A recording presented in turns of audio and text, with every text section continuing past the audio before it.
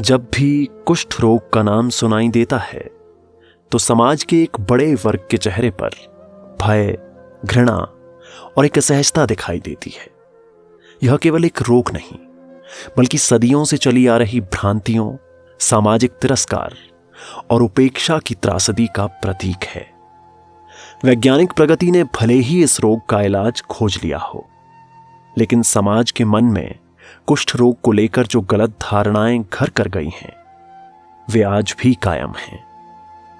पुराने समय में इस रोग को अभिशाप माना जाता था। ऐसा सोचा जाता था कि यह पूर्व जन्म के पापों का फल है। लोग इसे एक अछूत रोग मानते थे, जिसके संपर्क में आने मात्र से संक्रमण फैलने की भ्रांति व्याप्त थी। लेकिन वास्तविकता यह है कि कुष्ठ रोग एक संक्रामक रोग तो है, परंतु यह लंबे और घनिष्ठ संपर्क से ही फैलता है। सही समय पर इलाज से यह पूरी तरह से ठीक हो सकता है। फिर भी समाज का व्यवहार और सोच आज भी पिछड़ी हुई धारणाओं से ग्रस्त है। कुष्ठ रोग से पीड़ित व्यक्ति केवल शारीरिक वेदना से ही नहीं, बल्कि सामाजिक बहिष्कार और अपमान से भी पीड़ित होता है। रोगी को अपने परिवार और समाज से बाहर कर दिया जाता है। वे न केवल अपना सम्मान बल्कि अपनी पहचान भी खो बैठते हैं। बच्चों को शिक्षा से वंचित किया जाता है, युवाओं को रोजगार नहीं मिलता और बुजुर्गों को अंतिम दिनों में सहारा नहीं मिलता। जीवन के हर मोड़ पर वे तिरस्कार, उपेक्षा और अलगाव का दंश झेलते हैं।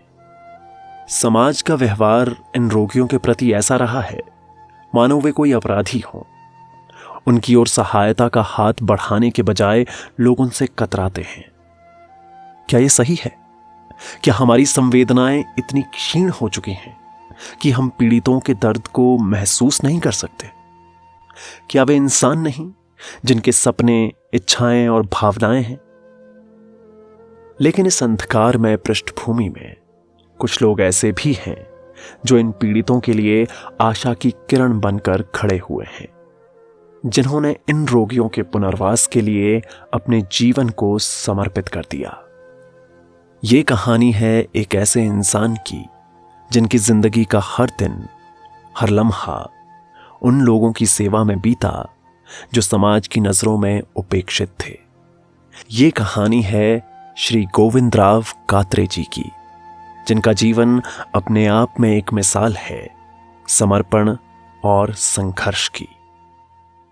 कात्रे जी का जन्म 23 नवंबर 1901 को मध्य प्रदेश के गुना जिले के एक साधारण परिवार में हुआ था, लेकिन जिंदगी ने उन्हें असाधारण संघर्षों से परिचित कराया।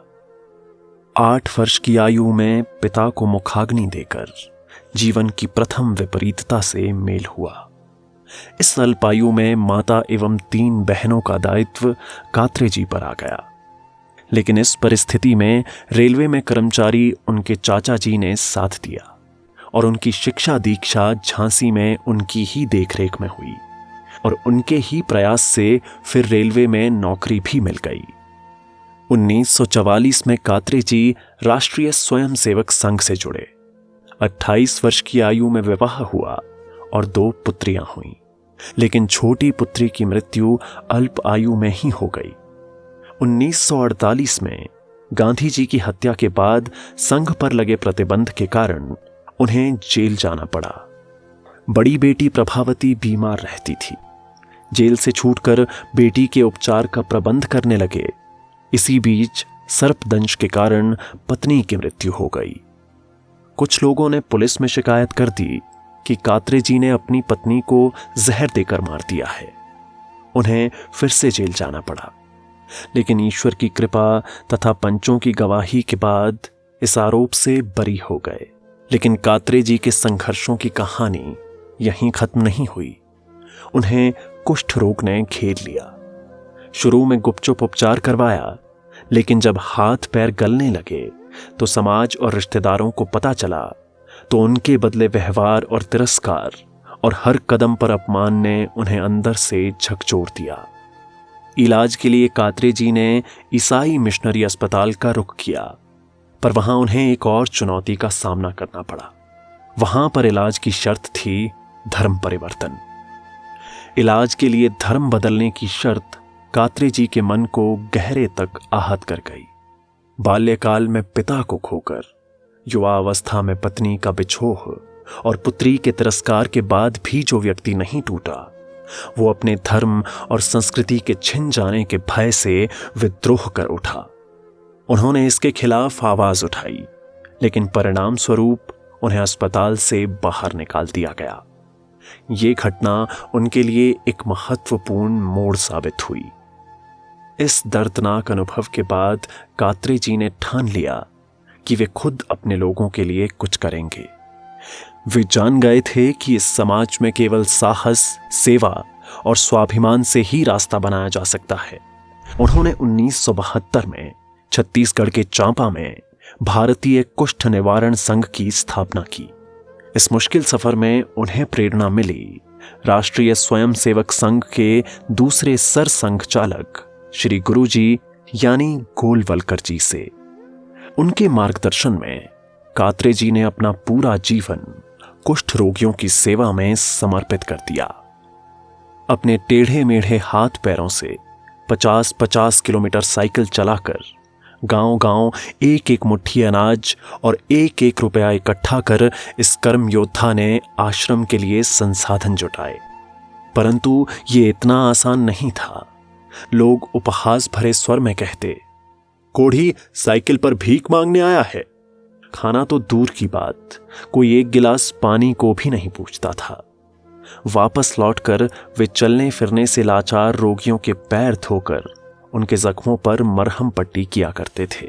स्वयं भूखे प्यासे थके होकर भी रोगियों को भोजन बनाकर पहले उन्हें खिलाकर बाद में खुद खाते थे।